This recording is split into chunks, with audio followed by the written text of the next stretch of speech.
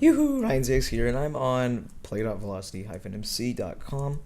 I'm on the OP Prison server, and this is episode 2 on OP Prison. And yeah, you guys left some really good comments. I'm gonna answer them, like some like commentary stuff. So I'll start off with this guy wants to know, what about rinks and plugins? We just added a lot of plugins, like this fortune and automatic like smelting thing that goes in your inventory. That's new, and every time I mine, the pickaxe name changes colors, so that's really cool too. And on the right side of my screen, you can see the a little scoreboard thing that shows me when I can rank up. Oh, I can rank up right now, actually. It also shows how many people are online, so that's really cool. It's not updating though, but that's okay. We should have casino and lottery up, like in the future sometime, so that's gonna be pretty cool. Oh, my inventory is full. Oh, and we got this sell all sign. So, sell all, let's rank up, warp H. So, H mine, I can actually rank up again, so that's what I'm gonna do. And boom. I. So warp I. So I'm already at 50% done. Here's I mine. Oh. Okay. Okay. Oh, this pick is painfully slow. I'm gonna upgrade it. Oh boy. I'm lagging a little bit. Let's do kit. Let's do kit bandit, and then we'll work from there. Okay. The next question that someone had is talk about hackers. Hackers are on every server, and getting rid of hackers on your server is impossible to do. It can't happen. We do try our best to get rid of hackers, and when we do, we global ban them from the server, meaning that they cannot connect to the server at all, like even the hub. We take hackers very seriously because they ruin the server and everything. So if you do see a hacker, report him on the forums and we will get to ban him. It just may take up to like 2, maybe 3 days at most, for us to check it and for us to ban him. I guess that's pretty much it on the hackers. And next question is from Antonio Martinez. Said, who's your favorite staff member on Warside? Considering how they kind of hoed me on that aspect, there's not many people I like on Warside. Everyone who I do like came to Velocity, so that's kind of like my put on that whole kind of thing. There is one person who I thought was pretty cool, who I was like sad that they didn't come with me. That person would be Skippy AJ. He's kind of cool. Kinda is the key word there, but yeah, I can rank up again. My gosh, this is OP. Oh, okay. The next question. Thank you guys for doing all these. It makes my like prison gameplay and commentary much better. Next question is from Candace Williams, and he asked, did you go trick-or-treating? No, I did not go trick-or-treating. Unfortunately, yes, unfortunately, I'm too old for that, so I was doing older people stuff, I guess you could say. So my sister went trick-or-treating though, and she came back with lots of candy, so she gave me a little bit of candy. But she's a, hog. She didn't give me much. But, if you went trick-or-treating, tell me about it in the comments. That'd be kind of cool, Next question is from Daniel. He said, what is your take on global warming? You're making this sound like it's like a pre-AP, or it's like an English class, like an essay or something. My take on global warming would be like, it's bad. Um, and you should eat your vegetables. And yeah. I know that's not what global warming is, so don't be like, you suck. Um, the next question's from TK Thunder 75. What's your worst memory? Thank you for asking a really interesting one. Um, Let me think. My worst memory is probably gonna have to be the time when I ding dong ditched a German dude, and this was back in like 7th grade. It was me, my friend, let's call him Bob, and then my other friend Joe. Let's rank up here. So, I think it was a Friday night, and it was back in 6th grade, 6th or 7th grade. Yeah, no, 6th grade. So this was,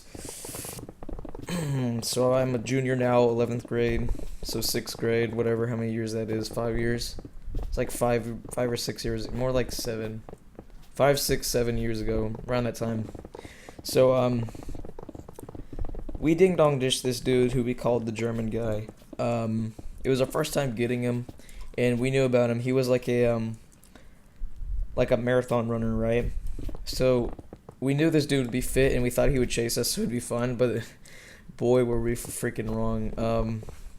So it all started when we were walking up to the house, and I rang the doorbell, and we didn't think it was home, so we just started walking off like down the sidewalk, and the dude opened his garage, and we didn't know this. He opened his garage, and he came out. He came out on a bike with a strobe light on it, like flashing to see who it was, cause I think he's been ding dong ditched before, so that's why he was like, fuck this, I'm gonna chase you niggas.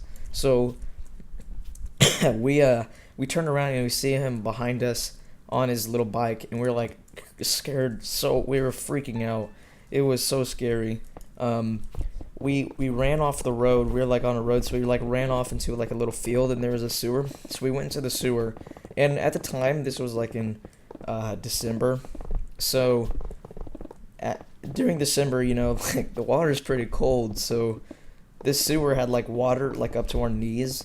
So we were wading through water in the sewer, and this dude got off his bike and he started coming through the sewer. So we're standing there for a second, and all we hear is like in that sewer, and we see that light, and we're like, holy crap, we're scared. We're so scared. We're like freaking out. So we keep going through the sewer, and it's kind of a small tunnel, and it's also concrete. So I got like scraped really bad on my hand, and I have a scar from it ever since then. So that's why this is probably one of my worst but most exciting memories. Anyways, we were going through the sewer, and at the end, it was really muddy, and there was a bunch of water, so I fell.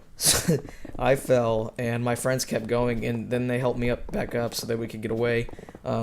My friend Joe, he took the main like street back to our friend Bob's house, and Bob went like to the left. So let me rephrase that. So in front of us, on the exit of the out of this sewer. So this is the sewer right here. So we're like right here, and there's like a lake with this lapis block like over here. There's like a lake, and then there's like trees over here, like a forest, and then here's all the houses, right? Like all these houses and like Bob's house is like all the way down here. So we're like right here, and Bob goes this way to the trees, Joe goes this way to the houses, and then I go straight for the lake, because there's like a biker trail at the lake. So I'm running, and I've never ran so fast in my life. That you people could have called me like some like nigga on cocaine or something. I was like speed racer down this fucking street. So I'm almost to Bob's backyard, right? I'm like maybe like a football field length away, and this is a long run. Like I've probably run about half a mile in total from this dude, and he's on his bike at the top of a hill, and he's going after me and not anyone else. So I start freaking out because I'm alone, and I don't know where Joe and Bob are. So when I'm while I'm like looking at them. I see him running down, so I resorted to my last option. I jumped into the lake, and it's freezing cold. So I'm swimming to this rock, and I'm shivering. I've got this like frostbite, like feeling going through me because I'm like freezing freaking cold, and um, and I see this dude, and he confronts me, and he's like, "Hey!" And I thought he had a gun on him, but it was like a water bottle or something. I don't know, but he scared the hell out of me. It was some. I thought it was a gun, and I still think it was a gun, but I don't know. I was just freaked out, so I don't remember very well. But I do think it was a gun. Okay, so I see him, and I'm on this rock in the middle of like a lake, and he's like, "Come here." I'm like, "There's no way I'm going near you." And I hold up my phone, and I'm like, "I'm calling the cops if you take one step closer." And then I start crying because he holds up his hands, as if he was about to like jump in and get me. So I'm freaking out. Like I've never been so scared ever. And I'm in sixth grade, so I did start crying. Okay, I'm not gonna deny that. So he talks to me, and he basically told me that he has a really young child, so sleep is really precious to him. So when we ding dong ditched him at like this was like at 1 in the morning, so he got really pissed because he really likes his sleep, and he wasn't getting sleep with his baby crying every time we ring the doorbell. So that's what he told me, and then he let me go. And when he let me go, I I like went back to Bob's house. I had to jump back in the lake and swim to the sidewalk and then go to Bob's back door, and